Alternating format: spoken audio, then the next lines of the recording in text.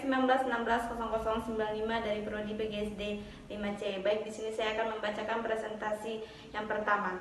Baik, di sini saya akan membacakan hasil makalah kami yang pertama, yaitu pengertian observasi pembelajaran.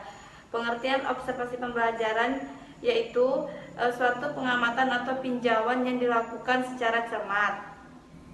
Pengamatan atau observasi merupakan kegiatan yang dilakukan makhluk cerdas untuk memproses atau objek dengan maksud untuk merasakan dan kemudian memahami pengetahuan dari sebuah fenomena berdasarkan pengetahuan.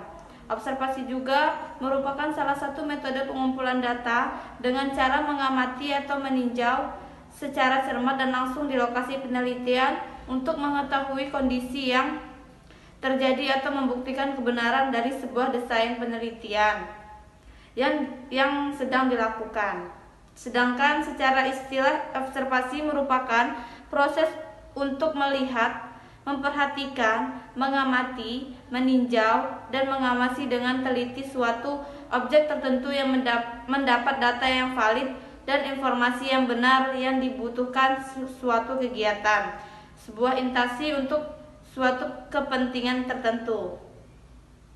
Pengamatan atau observasi adalah aktivitas terhadap suatu proses atau objek dengan maksud merasakan dan kemudian memahami pengetahuan dari sebuah fenomena berdasarkan pengetahuan dan gagasan yang sudah diketahui sebelumnya. Selanjutnya yang B yaitu tujuan observasi. Tujuan observasi adalah untuk menggambarkan segala sesuatu yang berhubungan dengan objek penelitian, mengambil kesimpulan menjadi laporan yang relevan dan bermanfaat untuk bahan belajar. Menurut Julian Sanor, tujuan observasi pembelajaran adalah untuk dapat mengamati dan mencatat fenomena yang muncul dalam variabel terikat sebagai akibat dari adanya kontrol dan manipulasi variabel. C.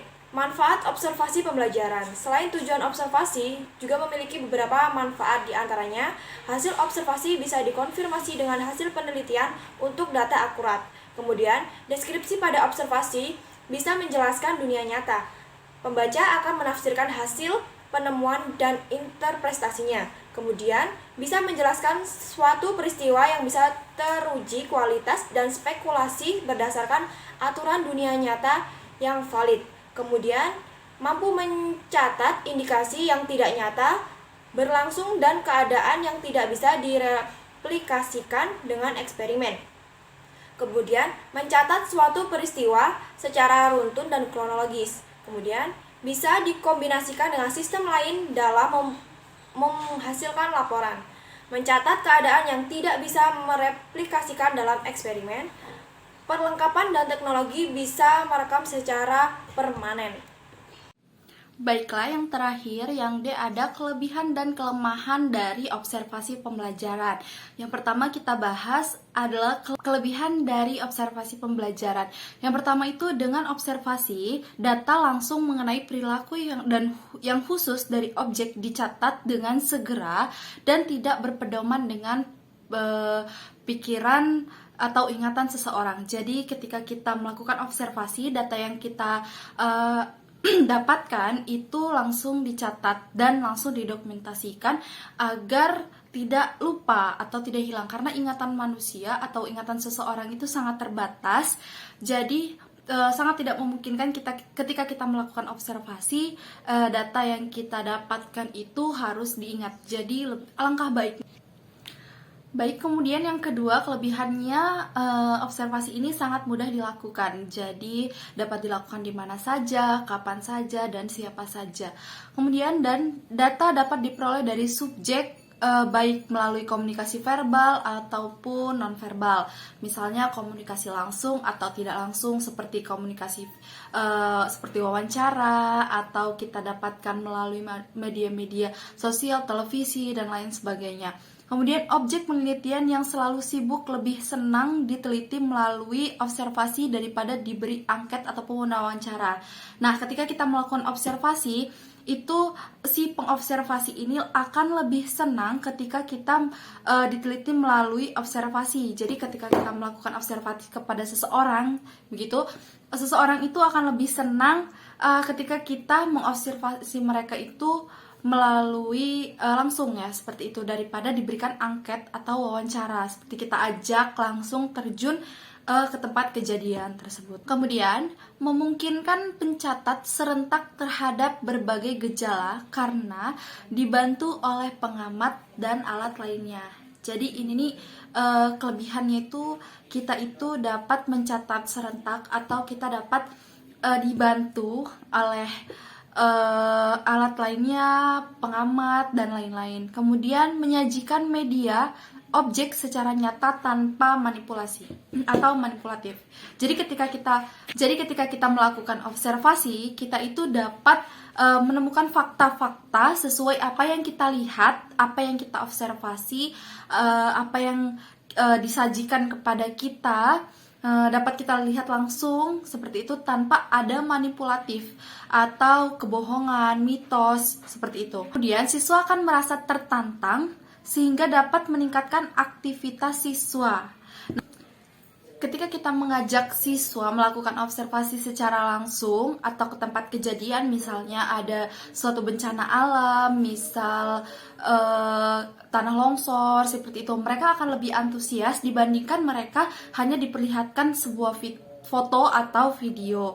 Seperti itu, mereka akan lebih mengembangkan kreativitas anak tersebut juga ketika kita mengajak mereka langsung terjun ke tempat kejadian seperti itu, dan mereka akan merasa lebih senang dan mereka akan lebih tertarik ketika melakukan observasi itu daripada harus diperlihatkan foto atau video seperti itu.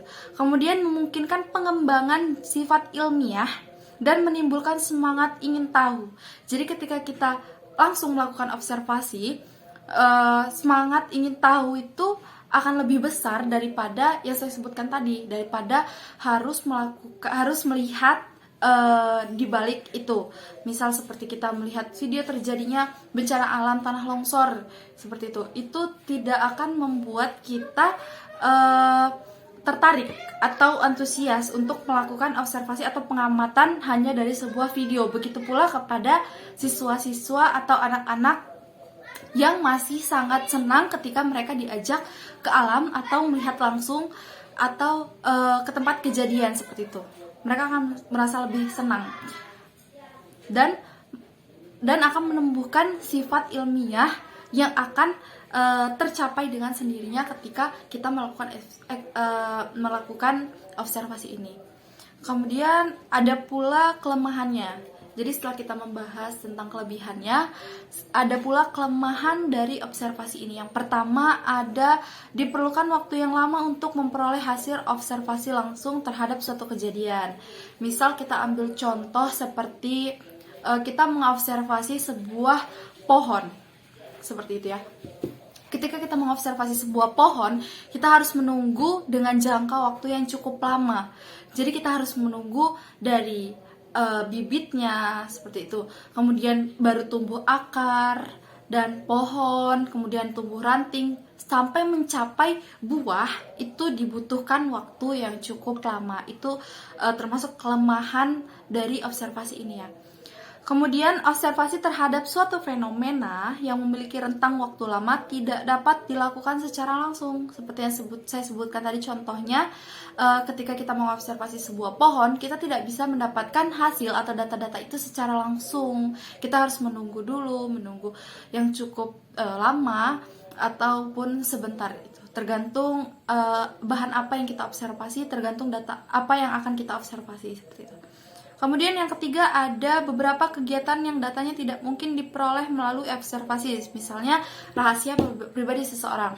Misal nih contohnya itu ada kejadian kebakaran di suatu rumah. Nah penyebabnya ini adalah karena keluarga ini sedang bertengkar seperti itu.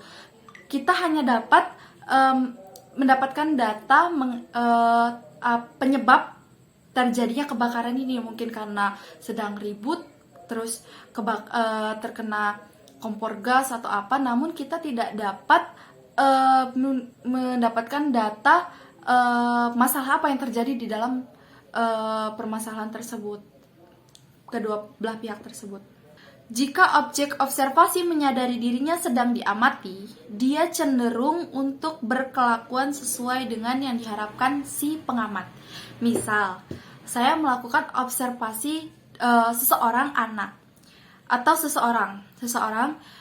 Nah, ketika seseorang ini mengetahui bahwa saya ini sedang mengamati dia, maka dia akan berperilaku seakan-akan menutupi keburukan dirinya.